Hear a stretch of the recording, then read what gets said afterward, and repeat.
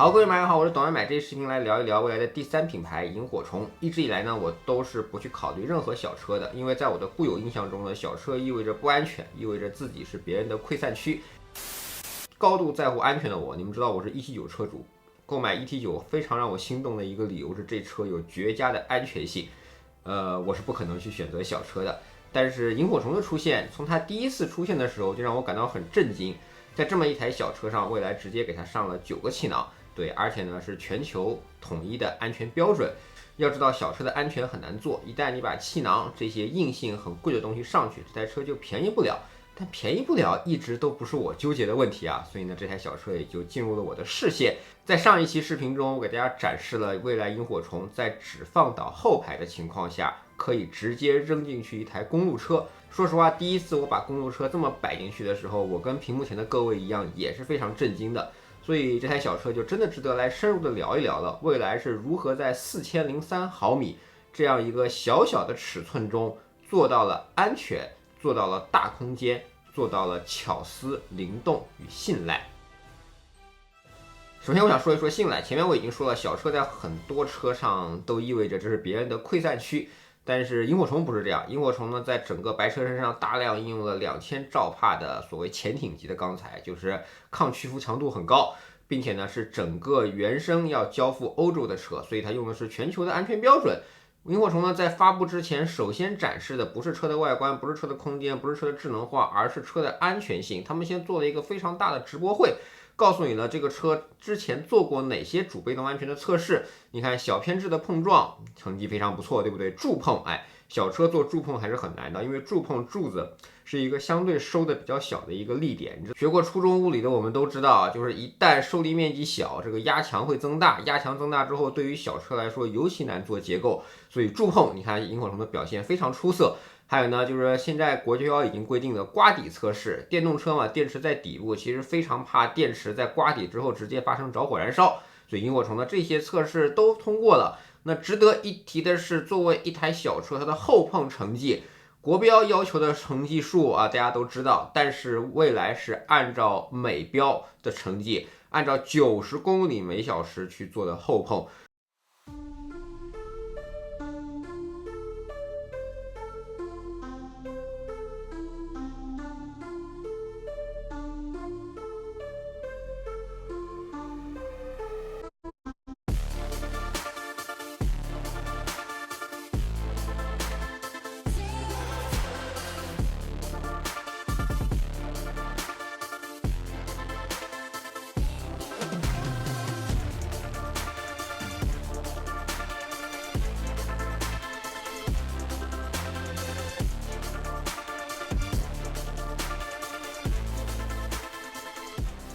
对于一台只有4米长的小车去做90公里每小时的后碰，这样的碰撞能量，这样的碰撞烈度，让车还保持安全，这足以体现出这台车的强大。这也是最吸引我的一点啊！如果一台小车它的碰撞做不好的话，那我是不可能去买的。有一张图呢非常出圈啊，就是濮阳和测试工程师他们一起坐在这个车的展具里头。这个展具呢是把萤火虫所有的气囊、气帘全部充满气了。你可以看到他们2位成年男性整个被完完整整的包裹在一个盒子里，虽然很 Q， 但是安全性上真的没得说。再有呢，就是蔚来引以为傲的每一台车都具备的换电功能。萤火虫这台车其实我并不在乎换电站有多少，因为这车只有42度电，有快充有慢充，到哪儿都可以方便的补能。我在乎的是在大家覆盖的地方能有那么1-2座换电站，不必要做什么特别的事儿。就是假如我的电池磕碰了，我心中怀有一些疑虑，是吧？直接去换电站去换个电，对吧？就不用我去操心。日常呢，如果电池什么用个8年10年的出现了衰减了，有换电站也不用我去操心，我去换一个，对吧？如果以后有长续航电池，我需要跑个长途，我觉得42度电池不够，那我去换电站临时升级一块长续航电池，增强一个续航。其实我觉得换电站的意义对这台车来说绝对不是补能，而是对于这些安全的托底以及对于一些升级需求的考虑。同时我还想说一句，在这个世界上所有的纯电车电池都是昂贵的，如果没有换电体系去帮你做系统化的托底，买电动车其实还是一件蛮复杂、决策很沉重的事情。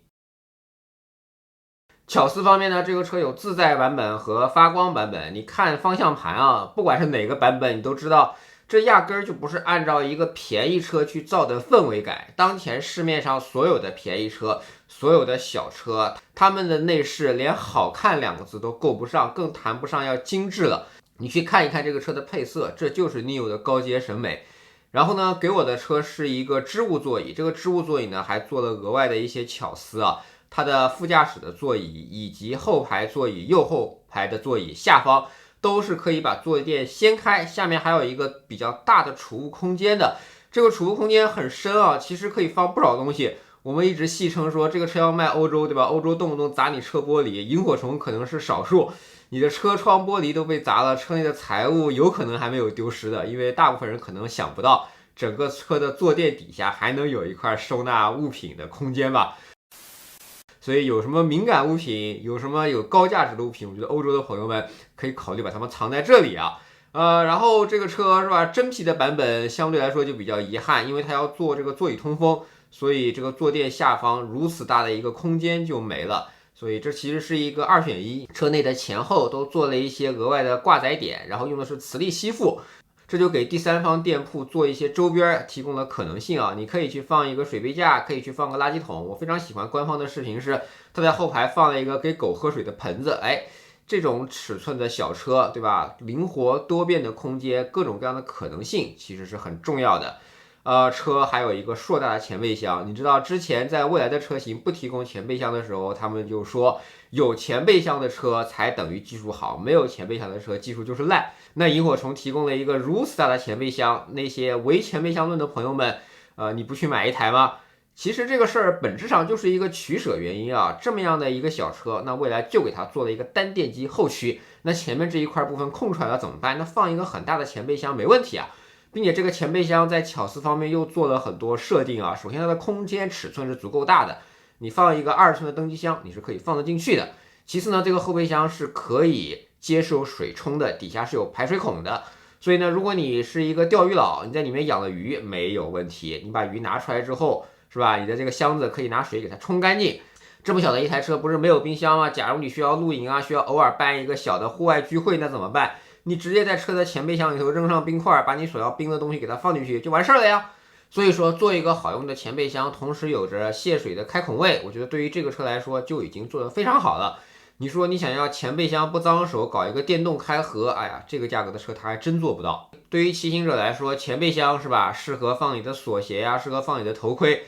你的一些被汗湿的衣服直接放在前面，也不会跟车内的车厢串味儿。其实这个设计我觉得做得非常的好，真的配得上巧思。同时呢，萤火虫在这个价格中还配备了非常少见的泵式开合的后备箱啊。这样开合的后备箱对于消费者来说，就是这个开口相对来说比较低，同时车内的容量可以做的相对来说比较大。你要知道，萤火虫后排去放自行车的时候，可是要比特斯拉 Model 3因为开口更大，放起来要更加方便的。那后排呢支持2种放平模式，一种呢就是常规的放倒，对吧？把它一放倒之后，这个车呢会呈现一个稍许的斜面，你可以扔自行车啊，扔你日常要放的这个大件，并且额外要说的就是，你看它对安全带做了良好的限位，这个安全带你可以像这样把它横挂在这个座椅上方，不会影响你放东西。如果你觉得影响放，你可以把安全带从这个卡扣中把它绕出来。这样的一个巧思在很多更贵的车上都没有去做。同时呢，如果你觉得这个还是一个斜面不是很方便，同样你还是可以把你的后排座椅先向前移动，那这个时候呢，整个后排就会形成一个平面了。这个平面对于比如说你去宜家买了一个大家具什么的，这样的平面放置可能来说对于一些物品更加方便。所以就是在整个车的空间方面，这台车整个只有4米长，你说你想一个人直接平躺睡倒在后面，我觉得这个长度是不够的。但是你想日常收纳一些物件，就说公路车这样尺寸的产品吧，别的可能比它更大的车放不好的，但是未来萤火虫可以放得更加好。在软件交互方面，萤火虫我觉得更加独树一帜啊，它让别的那些小车的交互看起来都像老人机一样。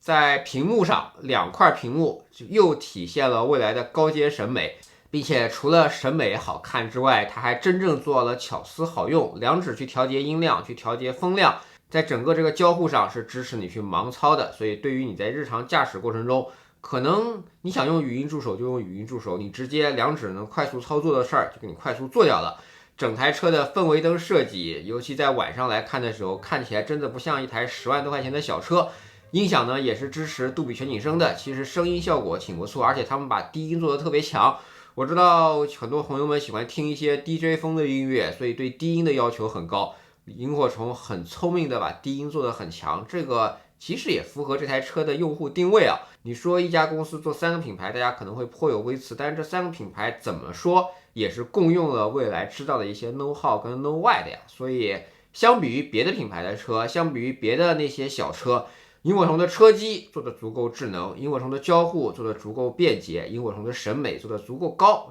这可能也是作为小车萤火虫独树一帜的竞争力。最后呢，就是灵动，这个车身呢本身比较小，那转弯很方便，城市呢在一些狭窄的停车场容易去停，立体车位呢倒上去你也不怕了，这些事儿所有的小车都可以做到，对吧？我这趟拿到这个车之后，正好看到大众点评评选了苏州的一些什么米其林1星的小店，对，这些小馆子，所谓的苍蝇馆子，全部都藏在老小区，藏在不好停车的地方。那我要吃这个哑巴生煎，我就直接开着萤火虫进入了这个老小区，看到路边有一个小小的位置，直接一把车开进去就停好了。你想，今天只要我开的不是萤火虫，但凡我开的是台蔚来 ET9，这个吃饭我可能就得把车停到外面，然后走一段走过来。这个在城市中穿梭的便携性，或者在北京的一些朋友们要走胡同走小巷子的这种便捷性，可能也是一台大车所给不了你的。就是小车其实承载了更多的 corner case， 你可以去这么说，对吧？然后萤火虫的转向圈数相对来说比较多，而且无论哪个模式吧，驾驶的悬架呢都是一种非常舒适的取向。你指望它是小钢炮，对不起，这台车还真的不是小钢炮。做了这么小的一个电机，很多朋友们颇有微词，包括我在内。但是我开完之后呢，我觉得首先在城市内的驾驶，它的电机并不会成为累赘，同时呢，真的是做到了省电。这个电机可以做到1度电跑10公里，所以它12度电池跑个400公里，在城市中还真的有可能跑出来。尤其是像现在这个气温啊，完全没问题。我在试驾的时候，其实1度电跑的不只是10公里啊，1度电跑出了将近12公里啊，我就不给大家贴了，因为我在城市里面也比较堵，开的相对来说比较慢。这个车呢重量比较轻了之后，它的低速负载也很低，所以可能只是代表我的特定工况。但是1度电10公里这样的一个均值是大部分人能跑出来的。同时呢，萤火虫的后电机做的特别矮啊，它这么矮的一个空间，其实就是给后备箱去让空间。哪怕你在4个座椅的情况下，后备箱去扔2台小步的自行车是完全没有问题的。再有呢，就是这台车是有 AD， 是有辅助驾驶的。对的，它在高速以及城区的快速路上是可以实现辅助驾驶的。城区的快速路，包括高速公路自动切换匝道什么的，也都是可以去实现。然后离车泊车这样的能力也都做了。发布会上呢说各种小车位都能停啊，当然了，这个车的尺寸才这么大，所以小车位肯定是好停的。唯一要说一点的就是它的方向盘并不是电容式方向盘，还是那种扭矩式的方向盘。这在2025年的车，反正在我开的很多车很少见啊。但是我知道在这个价格的很多车中，他们有的连辅助驾驶还没做好嘛，所以我能接受吧。但是有一种梦回的感觉啊，我还是挺期待。如果萤火虫后续改款的时候能够把这个电容给它加上，我知道电容方向盘挺贵的，但是体验感还是能提升不少。那这台车呢，在发布之后其实是有很多争议的，主要的争议呢，其实说白了就是那个灯嘛，那个3重奏大灯，是吧？这个名字最早在看的时候问我叫什么，我当时问了 AI， 我说这个灯，这3个灯放在一起，不能叫 iPhone 的灯之外，还可以叫什么？结果 AI 跟我说叫3重奏，没想到最后官方的名字也是3重奏大灯，我觉得这个名字其实起的还不错，那毕竟是我参与了嘛，对吧？然后灯呢是不可能改的，灯是法规件，那就这样了，并且呢，这已经成为萤火虫的一个代表了。萤火虫的下一台车如果有什么设计是不变的话，那这个灯一定是不变的，并且呢，这个灯其实可以依次点亮的，而且呢，在转向的时候转向也不是全亮，包括你跳双闪的时候，也就是最外侧的那个灯亮。我觉得看习惯了之后，觉得还是挺萌的，而且这个灯它不是一个平面上的3个点，你仔细去看，它的灯在质感上，它其实是做出了一定的厚度的。这样有了这个厚度之后，它就有点像乐高玩具上面的那个点阵，所以给我的感觉还好。反正现在门店都有展车是吧？全国好几百家门店都有了，不妨去看一看，好吧？如果说3重奏大灯没有对你的审美进行了挑战，那么还有一个挑战可能就是它无处不在的胶囊设计，对吧？整个车的前脸那儿有一个很大的胶囊，我称之为药丸啊。但是这样的设计呢，它其实在车内是反复不断的重复的。你可以看到车内的反光镜，它是一个胶囊的造型，甚至说你在车机屏幕上打开利用了 AD 摄像头的后方摄像头，给你形成了一个车内的流媒体的后视镜，那样的一个画面，它也是药丸。反正我觉得萤火虫在自己所坚持的审美上做到了自洽，总之就是自在发光，你喜欢就好。那至于这台小车的市场有多大，其实国内的小车基本上就是廉价的代名词。那 Mini Cooper 卖的还不错，也是在它降价之后。我记得 Mini Cooper 降价到最便宜的版本是14.88万，那个版本的车型其实整体的配置还不如萤火虫呢。要真到萤火虫这个配置，可能要卖到18万以上了，对吧？那小车搞品质这件事儿，其实完全是靠价格去堆出来的。当然，萤火虫比较好的一点是它在上海它可以送牌了。是的，对，在上海萤火虫是可以领到免费的沪牌的，所以对上海，你知道上海是未来的大本营。对于上海来说，对于萤火虫的销量来说，可能一下子就会助力不少。那这期视频在发布的时候呢，大家应该已经看到价格了。那首先发布会前大家所说的什么9.99万，发布会我没看，我都知道那不可能啊。但凡你去看一看实车，你就知道这不是9.99万的车能造出来的东西。所以我之前其实也预测过的一个价格，那这个视频呢是在出价格之前发的，所以我内心中还是很期待价格能在11.88万到12.88万之间吧。那毕竟它有自在版有发光版嘛，具体去看一看配置，我不知道最终的价格能不能达到我心中的期待啊。车呢其实一直都是要去放在时代的背景中去看的。我很庆幸呢，我今年已经开上了蔚来 ET9，开上了这个时代最好的车。ET9 呢其实就展示了蔚来在技术上的顶尖突破，蔚来在操作系统、在芯片、在底盘、在数字化上绝妙的精进，领先行业一代。而萤火虫未来也是真正的在品质感上下足了功夫，